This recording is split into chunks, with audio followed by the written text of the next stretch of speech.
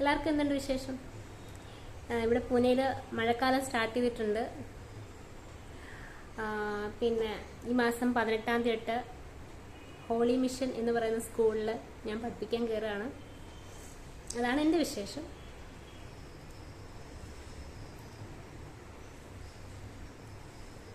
ഞാൻ ഒരു കാര്യം പരിചയപ്പെടുത്താം നിങ്ങളെ കേട്ടോ. ഇത് കണ്ടോ, ഇതെന്ന് പറയുന്നത് ചുക്ക് കാപ്പിയാണ്. അപ്പം ഞാൻ ഈ പൂനെയിൽ വന്ന സമയത്ത് എപ്പോഴായിരുന്നു വന്നത്? ജനുവരി ആണെന്ന് തോന്നുന്നു വന്നത്. അപ്പം ആ സമയത്ത് ജനുവരി 14 എന്തോ ആണെന്ന് തോന്നുന്നു വന്നത്. കറക്റ്റ് ഡേറ്റ് ഓർമ്മയില്ല. അപ്പം തൊട്ട് ഇവിടുത്തെ ക്ലൈമറ്റിൻ്റെ ആണോ എന്താണെന്ന് അറിയത്തില്ല, എനിക്കൊരു ഡ്രൈ ആയിട്ട് ഇങ്ങനെ ഒരു കോഫ് ഇങ്ങനെ ഉണ്ടായിരുന്നു. പക്ഷെ ഇടയ്ക്കിടയ്ക്ക് ഇങ്ങനെ ഒരു ചുമ. അപ്പം ഞാൻ ഇങ്ങനെ ചൂടുവെള്ളമൊക്കെ കുടിക്കും.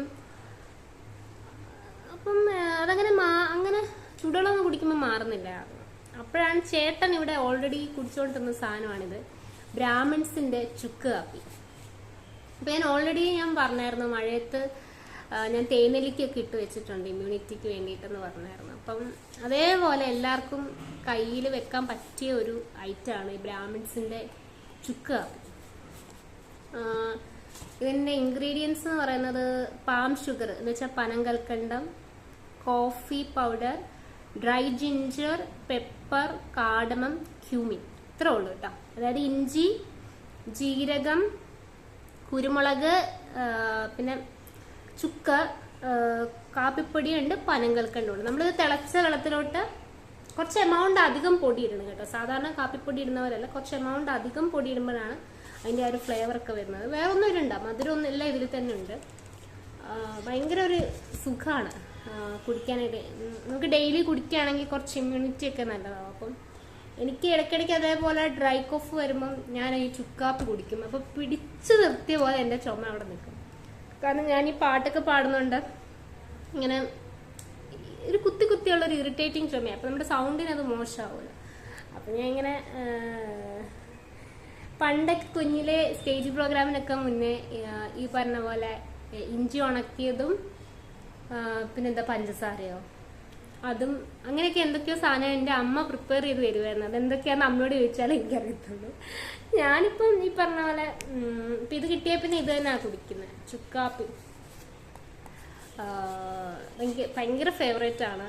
അപ്പം ഇത് തീരുമ്പോൾ ഞാനിങ്ങനെ മേടിക്കും.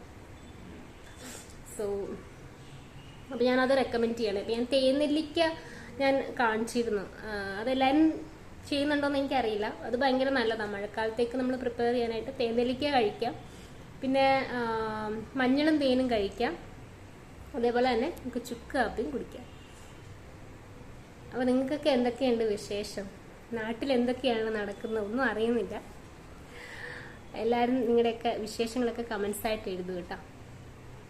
എന്താ പറയുക, ഓരോ കാര്യങ്ങൾ നമുക്ക് നാട്ടിലെ അറിയുമ്പോൾ ഭയങ്കര നൊസ്റ്റാൾജിയാണ്. ഇവിടെ മഴ പെയ്തപ്പോഴും തുടക്കത്തിൽ നൊസ്റ്റാൾജിയായിരുന്നു. ഇപ്പം ഇതെങ്ങനെയും ഒന്ന് നിന്നാൽ മതി എന്നുള്ളൊരു ഫീലിംഗ് ആണ്. കണ്ടിന്യൂസ് ആയിട്ട് മഴയൊന്നും ഇല്ല, പക്ഷെ എന്നാലും ഈ താഴെ ഗ്രൗണ്ടിലൊക്കെ നിറയെ ചള്ളയും. ഇവിടുത്തെ മണ്ണൊക്കെ ഇങ്ങനെ താഴോട്ട് ഇങ്ങനെ താഴ്ന്നു പോവാം നമ്മൾ ചവിട്ടുമ്പോഴത്തേനും. അപ്പം അത് ഭയങ്കര ഇറിറ്റേറ്റിങ്. അത് മൺസൂൺ തുടങ്ങിയിട്ടേ ഉള്ളൂ, എനിക്കറിയില്ല എങ്ങനെയാണെന്നുള്ളത്. പെട്ടെന്ന് വെള്ളം കയറും. ചെറിയൊരു മഴയാണെങ്കിൽ പോലും നിറയെ വെള്ളക്കെട്ടൊക്കെ ഉണ്ടാവുന്നുണ്ട്. ഇവിടുത്തെ ഒരു പ്രത്യേകതയാണ് റോട്ടിലൊക്കെ ആണെങ്കിൽ. ശരി, ബൈ.